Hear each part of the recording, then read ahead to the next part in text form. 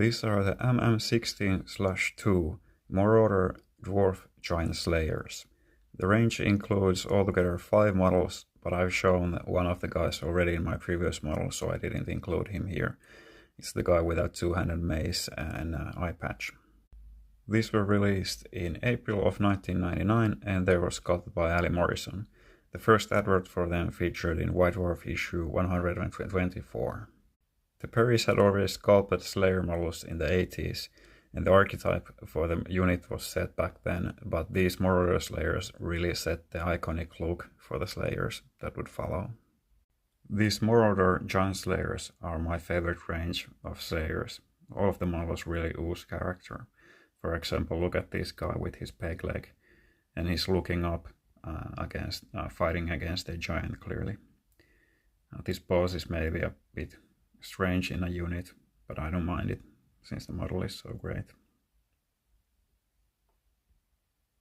Here's another fellow in a more generic kind of X pose, but his face makes up for it. A really characterful face. And for some reason there's 2 variations of this model, one with a closed fist like this and one with an open hand.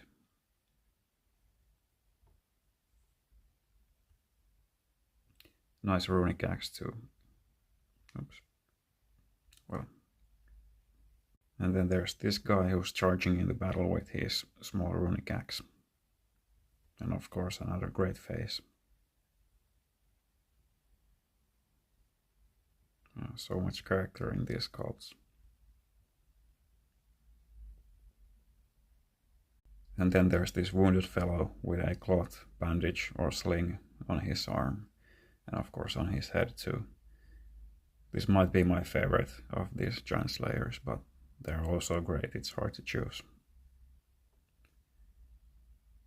And it's also cool that these have different weapons, not all of them have axes. Like this guy has a sword and one of them had that spiked mace.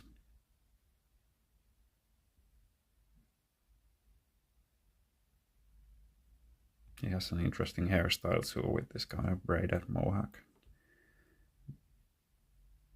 If you'd like to know everything there is to know about Dwarf Slayers in Warhammer Fantasy, check out my detailed article on their history. Just Google Rambling Longbeard.